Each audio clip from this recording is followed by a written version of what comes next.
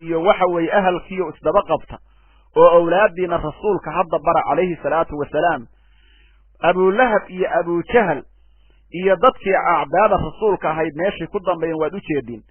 gaar ahaan qoyskii reer abu lahab oo nabi maxamed cadawga ku ahay oo dacwadiisa cadawga ku ahay oo xaqa cadawga ku ahay oo rasuulka calayhi salaatu wasalaam dacaayaday jiray oo candhuuf ku tufi jiray deriska rasuulka deris bay la ahaayeen markaasi qashinka iyo waxun oo kastay kusoo tuuraan baa la yidhi marka waxa weeye meeshii u dambayday ilaahay baa nooga sheekeeyey naar bay mutaysteen cadaawadii nabi maxamed ee naar ku mutaysteen calayhi salaatu wasalaam hal lays ilaaliyo oo soomaalida waxa weeye khatarta badan gelaysa oo diintoodii iibsatay hal laysku dayo in inta hartay la badbaadiyo ayagana waxa weeye ilaahay loo baryo in ilaahay diinta ku soo celiyo bismi illaahi araxmaani araxiim tabbad yadaa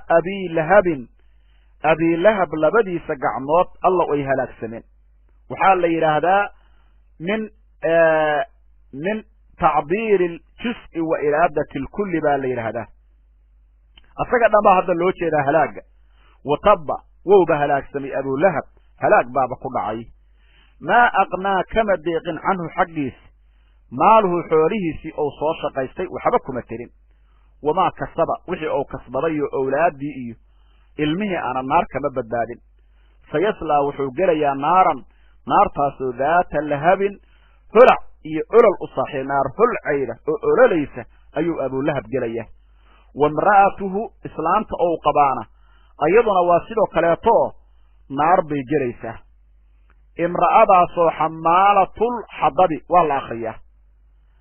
xamaalatulxadabi maxaa yeelay imra'atuhu faacilka sayaslaa bay ku cadfan tahay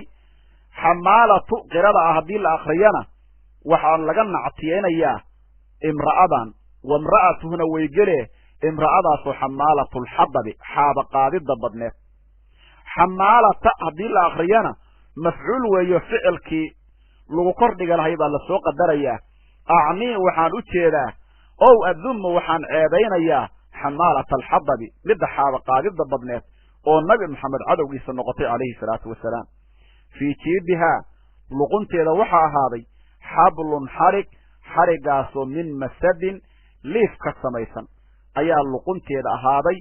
kaanad lahaa qilaadatun faaqira min jawharin faqaalad markaasi waxay tidhi oo waxaa la yidhaha masadka waa min liifin qad futila fatlan shadiid baa la yidhi aad baa loo soohay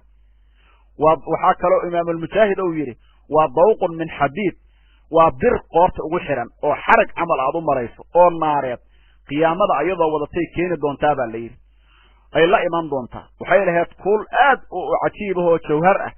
markaasay maalin tidhi wallaati walcusaa la anfaqtuhaa fii cadaawati maxamedan ku bixinaya ilaahay wuxuu ugu bedelay xariggan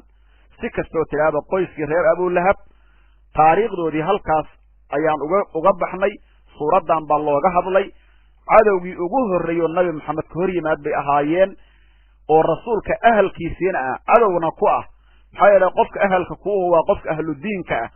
oo caqiidada iyo diinta iyo islaamka kugu jecel ee ahal ku ah ee qofka aan diinta lahaynu ahal kuuma ahan ahalkeennu waa dadka muslimiinta ah waan wanaagsan casharkeenna caawa intaas ayaan ku soo koobaynaa wallahu aclam bisawaab wallahu waliyu tawfiiq wassalaamu calaykum waraxmat ullaahi wabarakaatu